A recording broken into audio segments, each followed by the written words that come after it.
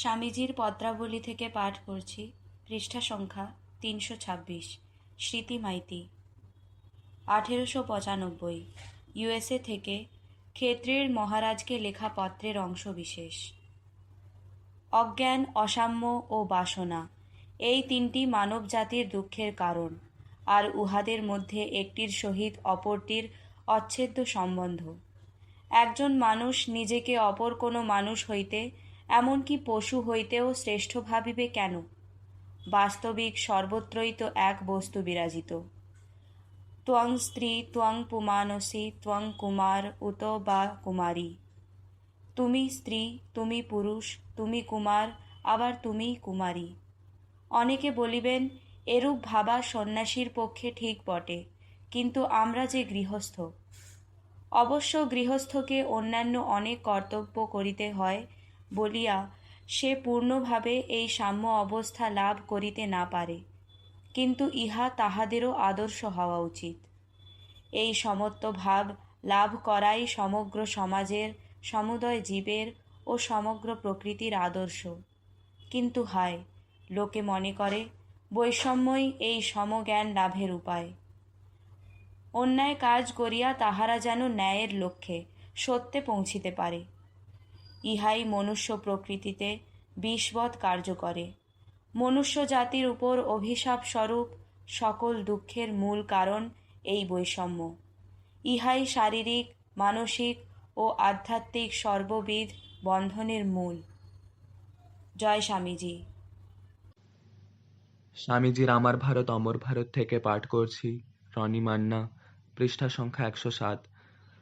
আমাদের বিভিন্ন সম্প্রদায়ের সিদ্ধান্তগুলো যতই বিভিন্ন হোক, তাদের যতই বিভিন্ন দাবি থাকুক, কতগুলি সিদ্ধান্ত এমন আছে যেগুলি সম্বন্ধে সকল সম্প্রদায়ই একমত।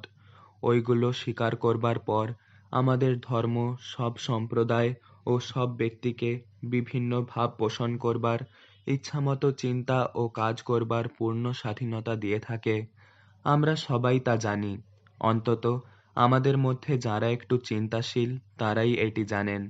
আমরা চাই আমাদের ধর্মের এই জীবনপ্রদ সাধারণ তত্ত্বগুলি সকলের কাছে, এই দেশের আবালবৃদ্ধ বনিতা সকলের কাছে প্রচারিত হোক। সকলেই সেগুলি জানুক, বুঝুক আর নিজেদের জীবনে পরিণত করবার চেষ্টা করুক। সুতরাং এই আমাদের প্রথম কর্তব্য। জয় স্বামীজি। স্বামীজির আমার ভারত অমর ভারত থেকে পাঠ করছি। সমিকা দাস, 10ম শ্রেণী। পৃষ্ঠা সংখ্যা 58। এই দেশে পুরুষ মেয়েতে এতটা তফাৎ কেন যে করেছে তা বোঝা কঠিন। বেদান্ত শাস্ত্রে তো বলেছে একই চিৎসত্তা সর্বভূতে বিরাজ করছেন। তোরা মেয়েদের নিন্দাই করিস, কিন্তু তাদের উন্নতির জন্য কি করেছিস বল দেখি।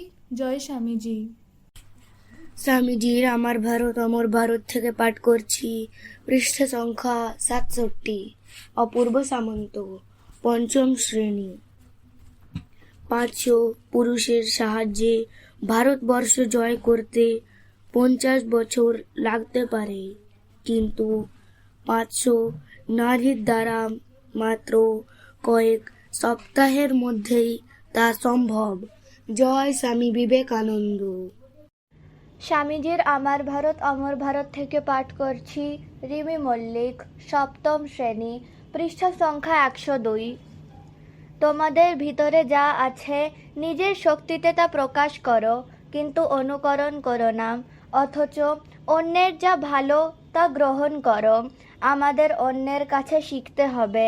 অবশ্যই অন্যের কাছ থেকে আমাদের অনেক কিছু শেখার আছে। যে শিখতে চায় না সে তো আগেই মরেছে। জয় স্বামীজি। স্বামীজির আমার ভারত অমর ভারত থেকে পাঠ করছি। পৃষ্ঠা সংখ্যা 6। অঙ্কুশ সামন্ত, 7ম শ্রেণী। ভারতবর্ষের আদর্শ ভগবান, একমাত্র ভগবান। যতদিন ভারতবর্ষ মৃত্যুপণ করেও ভগবানকে ধরে থাকবে, ততদিন তার আশা আছে। জয় স্বামী বিবেকানন্দ। স্বামীজির আহ্বান থেকে পাঠ করছি। সানা সাউ, 6ষ্ঠ শ্রেণী। পৃষ্ঠা সংখ্যা 2। ভাব ও সংকল্প যাহাতে কার্যে পরিণত হয় তাহার চেষ্টা করো। হে বীর হৃদয় মহান বালকগণ, উঠে পড়ে লাগো। নাম যশ বা অন্য কোনো তুচ্ছ জিনিসের জন্য পশ্চাতে চাহিও না। স্বার্থকে একেবারে বিসর্জন দাও এবং কাজ করো। জয় স্বামীজি। স্বামীজির আমার ভারত অমর ভারত থেকে পাঠ করছি। পৃষ্ঠা সংখ্যা 22। শুভ্রজিৎ মাঝি, অষ্টম শ্রেণী। আমি দৃঢ়ভাবে বলছি, হিন্দু সমাজের উন্নতির জন্য ধর্মকে নষ্ট করবার কোনো দরকার নেই। ধর্মের জন্যই যে সমাজের এই অবস্থা তা নয়, বরং ধর্মকে সামাজিক ব্যাপারে যেভাবে কাজে লাগানো উচিত তা হয়নি বলেই সমাজের এই অবস্থা। জয় স্বামীজি।